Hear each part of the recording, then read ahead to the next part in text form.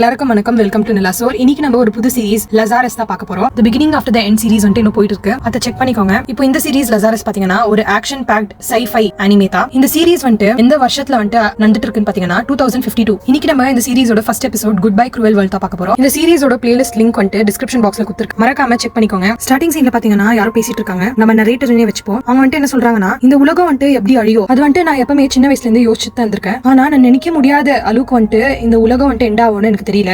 இந்த மொத்த விஷயமா பாத்தீங்கன்னா 4 வருஷத்துக்கு முன்னாடி தான் ஸ்டார்ட் ஆச்சு. அந்த வருஷத்துல பாத்தீங்கன்னா டாக்டர் ஸ்கின்னர் அந்த மாதிரி ஒரு பேர் கொண்ட ஆளு அவரை வந்துட்டு ஐன்ஸ்டைன் பக்கத்துல வச்சு பாத்துருந்தாங்க. அதாவது அவருக்கு வந்துட்டு மூளை அந்த மாதிரி வேலை செய்யும். ரொம்ப பெரிய மனுஷன், ரொம்ப பெரிய ஆளு. இவர் வந்துட்டு ஒரு பெயின் கில்லர் மெடிசன் வந்துட்டு செல் பண்ணிட்டு இருந்தாரு. இந்த மெடிசன் பேர் பாத்தீங்கன்னா ஹப்னா. இது வந்துட்டு ரொம்ப கம்மி காசு இருந்ததால பிளஸ் நிறைய சைடு எஃபெக்ட்ஸ் இல்லாத ஆளு எல்லாரும் வந்துட்டு இந்த ஹப்னாவை வந்துட்டு சாப்பிட்டுட்டு இருந்தாங்க. இந்த உலகமே பாத்தீங்கன்னா ஹப்னா வண்டர்லேண்ட் மாதிரி ஆயிடுச்சு. இது வந்துட்டு உலகத்துல இருக்கிற எல்லா பெயினும் வந்துட்டு ரிலீவ் பண்ணுச்சு. அதுக்கு தான் இதோட பேர் பாத்தீங்கன்னா the truck that save the வேர்ல்ட்னே வந்துட்டு சொல்லிட்டு இருந்தாங்க. ஆனா 3 வருஷத்துக்கு முன்னாடி டாக்டர் ஸ்கின்னர் வந்துட்டு தப்பிச்சிட்டாரு. அவர் எங்க போனாரு எங்க இருக்காருன்னு வந்துட்டு யாருக்குமே தெரியல. ஆனா போனவர் வந்துட்டு ஒரு கடவுள் மாதிரி தான் ஜனங்க கூப்பிட்டு இருந்தாங்க. ஆனா பாத்தீங்கன்னா ஹப்னா வந்துட்டு ஒரு பெரிய டிராப்பா வந்துட்டு ஒரு செட் பண்ணிட்டு போயிட்டு இருந்தாரு உலகத்து மேல. நெக்ஸ்ட் சீன்ல பாத்தீங்கன்னா யாரோ ஒருத்தன் வந்துட்டு வெளியே கார்ல வந்துட்டு வெயிட் பண்ணிட்டு இருக்கான். இவன் எங்க வெயிட் பண்ணிட்டு இருக்கான்னு பாத்தீங்கன்னா ஜெயிலுக்கு வெளியே தான். அந்த ஜெயில உள்ள வந்துட்டு ஒரு பையன் இருக்கான். அவன் பேர் பாத்தீங்கன்னா ஆக்சல் கில்பர்டோ. யோ ஆக்சல், உன்னை வந்துட்டு யாரோ பாக்கிறதுக்கு வந்திருக்காங்க. இவன் கொஞ்சம் வந்துட்டு ஷாக் ஆகுறான். என்னையா உனக்கு வந்துட்டு 10 நிமிஷம் தான் கொடுக்குறது, அதுக்குள்ளே வந்துட்டு பேசி முடியும். யாரோ ஒரு லேடி தான் வந்திருக்கேன் நான் பாக்குறதுக்கு. சாரி, உங்களை வந்துட்டு எனக்கு ஞாபகம் இல்ல நீங்க யாருன்னு சொல்லிட்டு. அதுக்கு இந்த லேடி என்ன சொல்றதுன்னா, நம்ம வந்துட்டு ஸ்ட்ரேஞ்சர்ஸ் தான், இது வரைக்கும் நம்ம வந்துட்டு பாத்துக்கல. ஏன்னா வந்துட்டு ஸ்ட்ரேஞ்சர்ஸ் வந்துட்டு பாக்குறவங்கன்னா ஒண்ணு வந்துட்டு லாயரா இருப்பாங்க,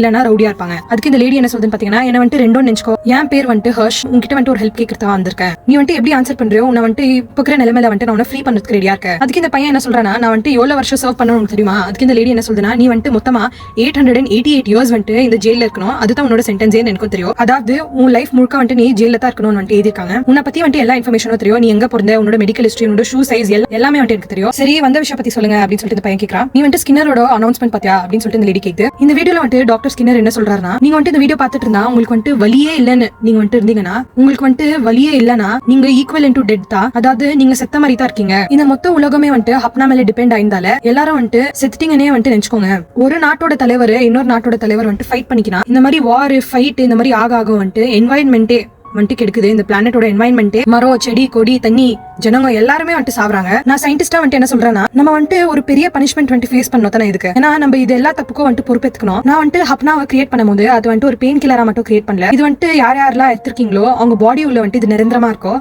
நீங்க எடுத்துட்டு பிறகு 3 வருஷம் ஆயிட்டு பிறகு அது வந்துட்டு மியூட்டேட் ஆகிறதுக்கு ஸ்டார்ட் பண்ணும். அது வந்துட்டு ஒரு கெட்ட மெடிசனா வந்துட்டு மாறிடும். இந்த கெட்ட மெடிசன் உங்க பாடி உள்ள இருக்குதுல, அதை வந்துட்டு நீங்க வேற மெடிசன் வச்சு காப்பாற்ற முடியாது. இது வந்துட்டு உங்க உடம்ப விட்டு வெளியே வராது கூட. ஆனா இன்னும் 30 நாள்ல வந்துட்டு யாரெல்லாம் ஃபர்ஸ்ட் டோஸ் ஆஃப் ஹப்னா எடுத்திருந்தீங்களோ அவங்க எல்லாம் வந்துட்டு சாவாங்க. எனக்கு வந்துட்டு இந்த ஹப்னாவோட கியூர் ஆல்ரெடி இருக்குது. அதாவது நான் கண்டுபிடிச்சிருக்கேன். ஆனா இந்த 30 நாள்ல வந்துட்டு என்ன யாரா வந்து கண்டுபிடிச்சிங்கன்னா அப்ப நான் இந்த கியூர் வந்துட்டு உங்களுக்கு தரேன். அது மூலியமா வந்துட்டு இந்த மனித உலகமே வந்துட்டு உயிரோட இருக்கும். இன்னும் இந்த வீடியோ வந்துட்டு எல்லாரும் பாத்துருக்காங்க. நெக்ஸ்ட் சீன்ல ஒரு பையன் வந்துட்டு ஹை ஸ்கூல்ல படிச்சிட்டு இருக்கான். என்ன சொல்றான்னு, நான் வந்துட்டு இப்போ வீட்டுக்கு போயிக்கிறேன். ஏன்னா படிக்கிறது இப்ப யூஸே இல்ல, எல்லாரும் வந்துட்டு எப்படியோ சாவத்தா போறோம். இந்த பையன் என்ன சொல்றானா, அதாவது ஆக்சல் இவன் பேரு, இவர் வந்துட்டு ஒரு டைம்ல இந்த உலகத்துக்கே வந்துட்டு கடவுள் மாதிரி இந்த ஆளு இவ்வளவு வருஷம் ஆயிட்டு பிறகு ஒரு டெவில் ஆயிட்டாரு. இந்த லேடி ஹர்ஷ் வந்துட்டு ஆக்சல் கிட்ட என்ன சொல்றா, எனக்கு வந்துட்டு நீ அவனை கண்டுபிடிச்சு கொடுக்கணும். அதுதான் நான் வந்துட்டு உனக்கு ஹெல்ப்பா கேட்கிறேன். இந்த ஆக்சல் பையன் இருக்கால, இவன் வந்துட்டு நிறைய வாட்டி ஆயிரக்கணக்கான வாட்டி வந்துட்டு ஜெயில இருந்து தப்பிக்க ட்ரை பண்ணிருக்கான்.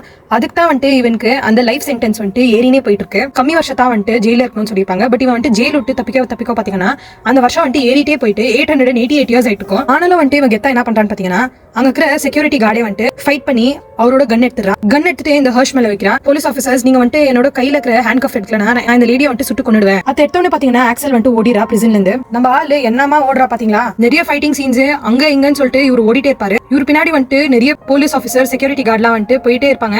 ஆனா யாராலையும் வந்துட்டு இவனை பிடிக்கவே முடியாது. வழியில வந்துட்டு யார் வந்தாலும் பரவாயில்லன்னு சொல்லிட்டு அவங்க எல்லாரையும் அடிச்சு போட்டு இவன் வந்துட்டு வெளியே போயிட்டு இருக்கான். ஒரு வழியா வந்துட்டு இவன் அந்த ஜெயில் பில்டிங்கே விட்டு வெளியே வந்துடுறா. இந்த ஜெயில் வெளியே வந்துட்டு ஒரு பையன் கார்ல இருப்பேன்னு சொன்னல, இந்த பையன் பாத்தீங்கன்னா இந்த ஹர்ஷ் லேடிக்கு தான் வந்துட்டு வேலை பண்ணிட்டு இருக்கான். இந்த ஹர்ஷ் வந்துட்டு என்ன சொல்லுதுன்னு பாத்தீங்கன்னா, அந்த பையன் வந்துட்டு ஜெயில இருந்து வெளியே தப்பிச்சிட்டா, நீ வந்துட்டு கார் எடுத்துமா சீக்கிரமா. நெக்ஸ்ட் சீன்ல பாத்தீங்கன்னா இந்த ஹை ஸ்கூல்ல வந்துட்டு ஒரு பையன் இருப்பேன்னு சொன்னல, அந்த பையன் வந்துட்டு ஒரு பொண்ணு கிட்ட வந்துட்டு பேசிட்டு போயிட்டு இருக்கான். இந்த ஹர்ஷ் இருக்காங்கல்ல, அவங்களுக்கு வந்துட்டு நிறைய பேர் வேலை செஞ்சுட்டு இருப்பாங்க.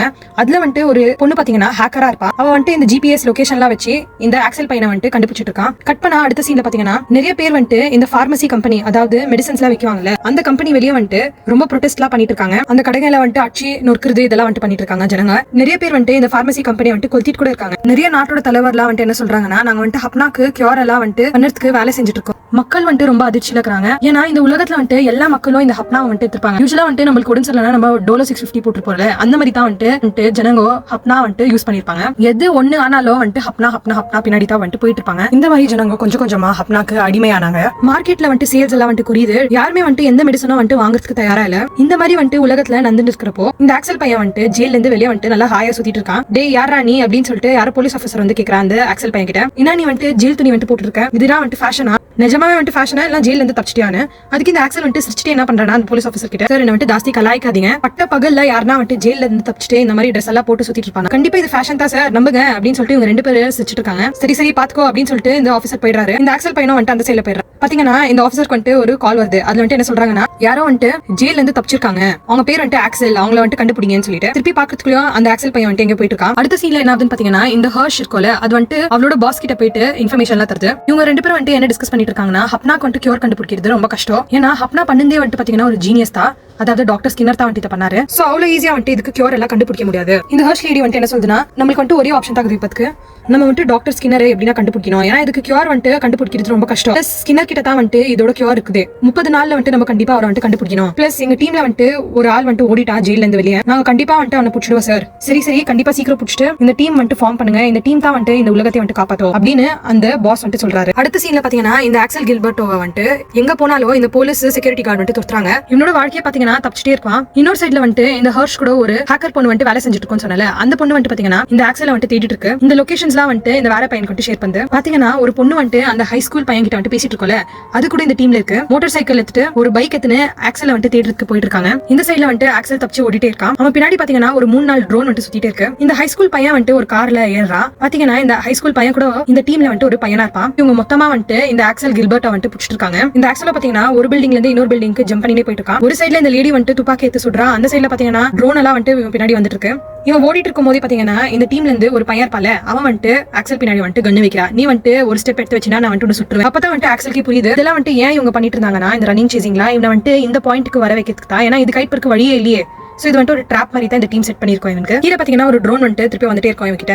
இந்த ஆக்சல் பையன் வந்துட்டு என்ன சொல்றானா, சரி சுடுறதுக்கு தான் போறீங்க, ஆனா உங்க பேர் வந்துட்டு சொல்லிட்டு சுடுங்க. அதுக்கு இந்த ஆள் வந்துட்டு என்ன சொல்றானா, என் பேர் வந்துட்டு டாக்லஸ் ஹைடன். சரி டாக்லஸ் எனக்கு வந்துட்டு ஒரு ஹெல்ப் பண்ணு, என்ன சுட்டுட்டு இருக்கு, என்ன வந்துட்டு கரெக்டா அடக்கலாம் பண்ணிடு அப்படின்னு சொல்லிட்டு நான் சொல்றான். அதுக்கு டாக்லஸ் என்ன சொல்றானா, நீ சொல்றதுலாம் நான் வந்துட்டு கேட்டு இருக்கணும்னு அவசியம் இல்ல. இந்த மாதிரி வந்துட்டு இவங்க ரெண்டு பேரும் பேசிட்டு இருக்க போய் பாத்தீங்கன்னா இந்த ஆக்சல் கில்பர்ட் வந்துட்டு அப்படியே பில்டிங்ல இருந்து கீழே விழுறான். யாரா அவன் அப்படின்னு சொல்லிட்டு எல்லாரும் நினைச்சிட்டு இருக்காங்க. பாத்தீங்கன்னா இந்த ஆக்சல் கில்பர்ட் வந்துட்டு அங்க வந்துட்டு ஒரு ட்ரோன் வந்துட்டு இருக்கோல, அத புடிச்சிட்டு கீழே இறங்குறான். இந்த ட்ரோனே பாத்தீங்கன்னா இந்த ஹை ஸ்கூல் ஸ்டூடெண்ட் இருப்பால இந்த டீம்ல, அவன் தான் வந்துட்டு வச்சிட்டு இருப்பா கண்ட்ரோல் பண்ணி. அந்த பையனை வந்துட்டு ரொம்ப ஷாக் ஆகற பாத்துட்டு என்னவோ பண்ணி வந்துட்டு ஆக்சல் கில்பர்ட் வந்துட்டு சேஃபா லேண்ட் ஆயிரா. அங்க வந்துட்டு ஒரு லேடி வருது. இந்த லேடி கூட வந்துட்டு இந்த டீம்ல தான் இருக்கும். ஆனா இது வந்துட்டு ஆக்சலுக்கு தெரியாது. வா நீங்க வந்துட்டு சூப்பரா பண்ணீங்க, நான் வந்துட்டு உன்னோட ஃபேன், சூப்பர் ஸ்ட்ரீட் பெர்ஃபார்மன்ஸ்க்கு நீங்க எதை நினைச்சுக்கலாம், நாங்க கூட வந்துட்டு ஒரு போட்டோ எடுத்துட்டா செல்ஃபி எடுத்துட்டா ஸ்மைல் அப்படின்னு சொல்லிட்டு இருக்க போய் பாத்தீங்கன்னா அந்த லேடி வந்துட்டு நாவோ டச் பண்ணி இந்த ஆக்சல் கில்பர்ட்டோட காதுல அவனை பாத்தீங்கன்னா மயங்கி கீழே விழுந்துறா. நெக்ஸ்ட் சீன்ல பாத்தீங்கன்னா இந்த ஆக்சல் பையன் ஏஞ்சிரா. இங்க அங்க பாக்குறப்ப தான் தெரியுது இவங்க எல்லாரும் வந்துட்டு ஒரு டீம்னு. யார்டா நீங்க என்ன ஏன்டா இந்த மாதிரி டார்ச்சர் பண்றீங்க. பாத்தீங்கன்னா முன்னாடி வந்துட்டு ஒரு டிவி ஸ்கிரீன் இருக்குது. அதுல இருந்து ஹர்ஷ் வராங்க. அவங்க என்ன சொல்றாங்கன்னா, நம்ம தான் வந்துட்டு லசாரஸ், நீ கூட இந்த டீம்ல இருக்கிற ஆக்சல் கில்பர்ட்டோ. நெக்ஸ்ட் சீன்ல என்ன காட்டுறாங்கன்னு பாத்தீங்கன்னா இன்னும் 29 டேஸ் தான் இருக்கு. அதாவது கவுண்ட் டவுன் வந்துட்டு ஸ்டார்ட் பண்றாங்க.